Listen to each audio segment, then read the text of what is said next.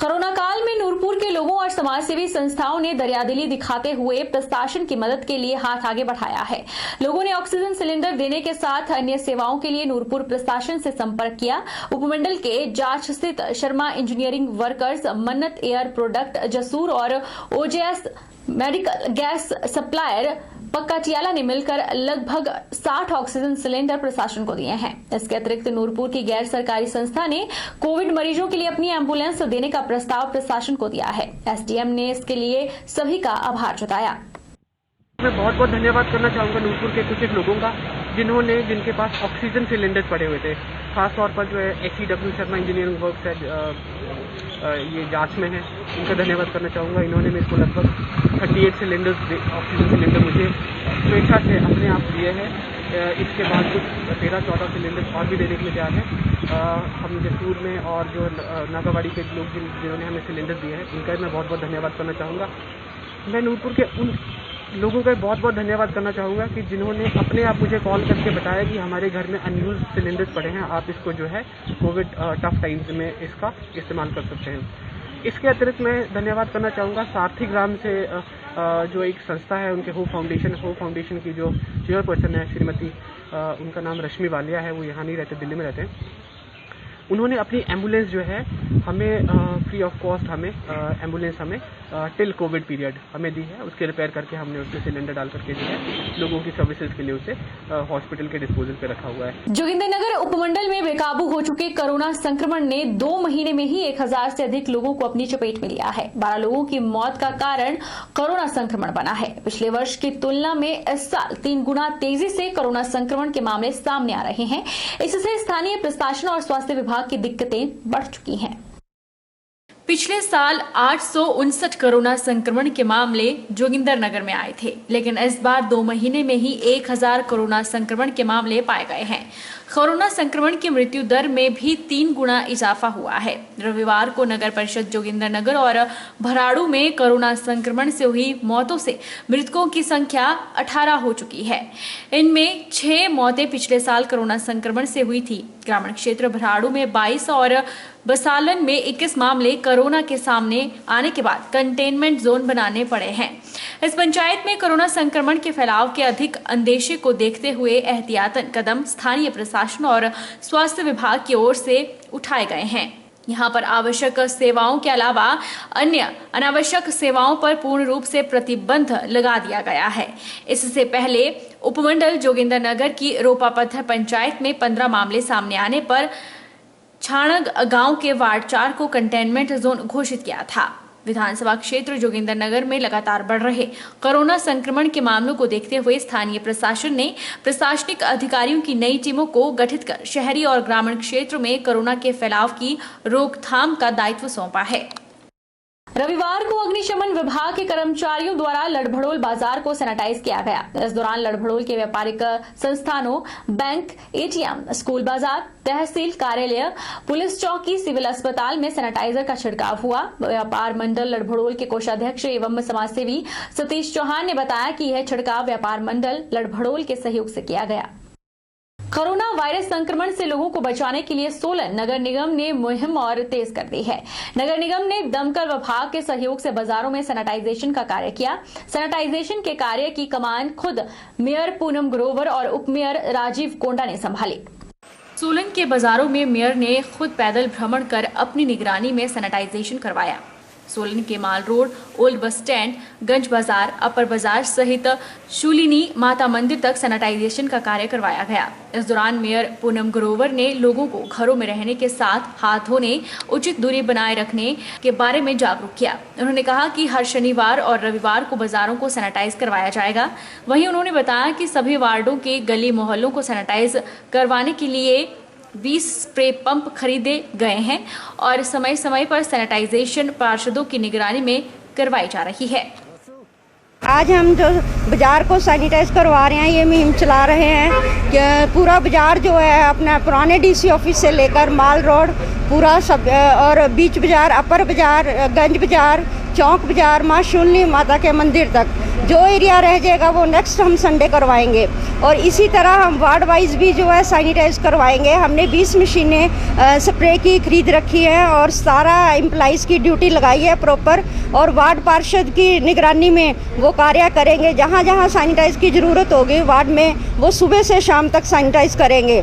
जैसे कि हमारे पास इन्फॉर्मेशन आती है जो लोग पॉजिटिव होते हैं तो हम उनसे कांटेक्ट करते हैं, हम उनको भी जागरूक करते हैं कि आप अपने घर में रहें, होम आइसोलेशन में रहें और अपना जो कूड़ा है वो अलग से रखें। अगर घर में एक पॉजिटिव है बाकी जो है स्वस्थ है तो उनको भी होम आइसोलेशन में रहने की सलाह देते हैं। शुक्रवार से प्रदेश भर में लगाए गए कोरोना कर्फ्यू का असर इंदौर में भी देखने को मिल रहा है। रविवार को नामात्र ही बसें चलती दिखी। हालांकि वाहनों की आवाजाही होती रही, लेकिन केवल वही वाहन सड़क पर दौड़ते दिखे जो या तो किसी आपातकाल में जा रहे थे या फिर जरूरी वस्तुओं की सप्लाई लेकर।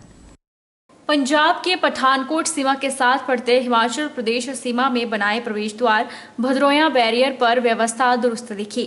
भदरोया में प्रशासन द्वारा 24 घंटे नाका लगाया गया है। नाके पर पुलिस बल के साथ साथ अध्यापकों को भी तैनात किया गया है। बैरियर से प्रवेश करने वालों का ई पास और कोविड रिपोर्ट की जांच की जा रही है। केवल जरूरी वस्तुओं की सप्लाई वाले वाहनों को जाने दिया जा रहा है, जबकि मेडिकल इमरजेंसी वाले लोगों को भी आने जाने दिया जा रहा है। इसके अतिरिक्त बिना परमिशन के किसी भी वाहन को इंदौर की सीमा में नहीं आने दिया जा रहा है।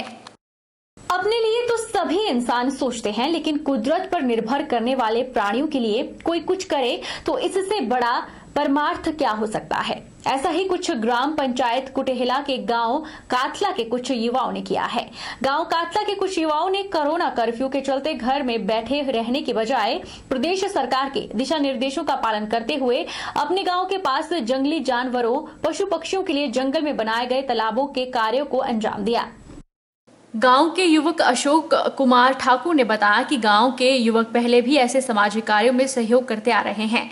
पतझड़ के इस मौसम में पेड़ पौधे की पत्तियां झड़कर इन तालाबों में गिर जाती हैं। जैसे ही बारिश होती है, पत्तियों की वजह से तालाबों में पानी से बदबू उठने लगती है। पानी वन्य प्राणियों के पीने काबिल नहीं रहता। इन तालाबों का गंदा पानी पीने से जंगली जानवर, पशु पक्षी बीमार भी हो जाते हैं। एक ही आह्वान पर सभी युवक इकट्ठे हुए और इन तालाबों की साफ सफाई कर डाली। अशोक कुमार ने लोगों से आग्रह किया है कि सामाजिक कार्यों में सहयोग अवश्य करें, लेकिन सरकार के दिशा निर्देशों का पालन भी करें। जैसा कि आज आप सभी को पता है कि कोरोना काल शुरू है और उसमें हिमाचल सरकार द्वारा लॉकडाउन भी लगाया गया है। आज उसी का फ़ायदा उठाते हुए हम सभी काथला गांव के जितने भी युवा हैं उन सभी ने ये निर्णय लिया कि क्यों ना गांव में जितने भी सामाजिक कार्य हैं उनको पूरा किया जाए। आज उसी मुहिम के तहत हम सब ने गांव काथला में जो भी जंगली जानवरों के पानी पीने के स्रोत है उनको ठीक किया और ये कार्य आगे भी ऐसे ही जारी रहेगा जब तक लॉकडाउन है, क्योंकि घर में रहेंगे तभी सुरक्षित रहेंगे। और आप सभी से मैं भी यही निवेदन करूंगा कि घर में रहें, सुरक्षित रहें।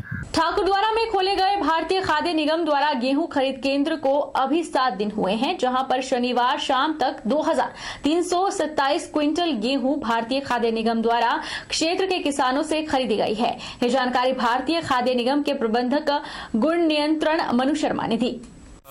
जब से ठाकुरद्वारा मंडी भारतीय खाद्य निगम द्वारा स्टार्ट की गई है तब से लेकर आज तक भारतीय खाद्य निगम ने 2327 क्विंटल कणक गेहूं की खरीद कर ली है। वह आज भी ये खरीद जारी है।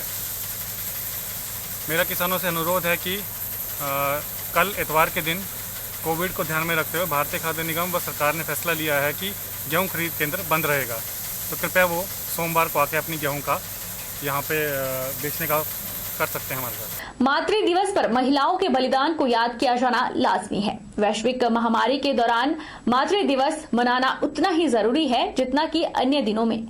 महामारी के दौरान जहां आशा वर्कर्स अपने परिवार और सगे संबंधियों से बिछड़कर कोरोना योद्धाओं के रूप में कार्य कर रही हैं, मातृ दिवस आज वैश्विक महामारी के दौरान भी मनाना उतना ही जरूरी है जितना कि अन्य दिनों में। महामारी के दौरान आज आशा वर्कर अपने परिवार और सगे संबंधियों से बिछड़कर कोरोना योद्धाओं के रूप में कार्य कर रही हैं।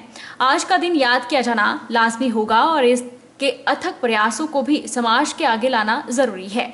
महामारी के दौरान आशा वर्करों ने अपने परिवार को त्याग कर अपनी आहुति महामारी में आशा वर्कर और फ्रंटलाइन के तौर पर दी है और सरकार के साथ कंधे से कंधा मिलाकर कार्य कर रही हैं।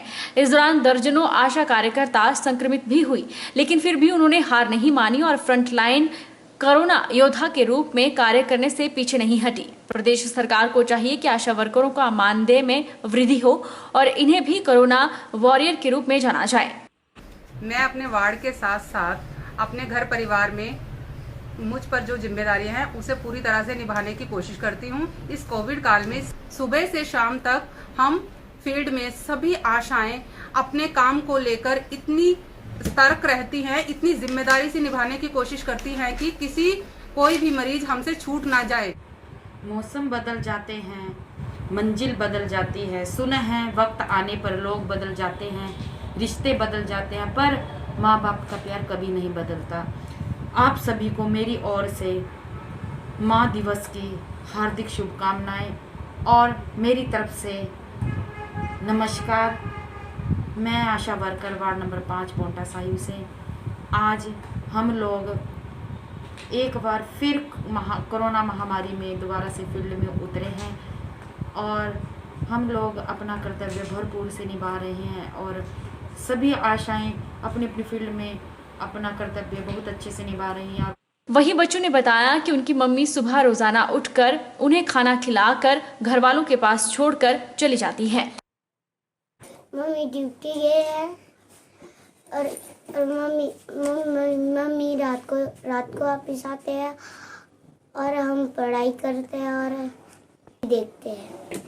मम्मी ड्यूटी जाते हैं, सुबह ड्यूटी जाते हैं और शाम को आते हैं और हम घर पे पढ़ाई करते हैं, टीवी देखते हैं। रुकेंगे एक छोटे से ब्रेक के लिए। ब्रेक के उस पार फौरन लौटेंगे, आप बने रहिए हमारे साथ।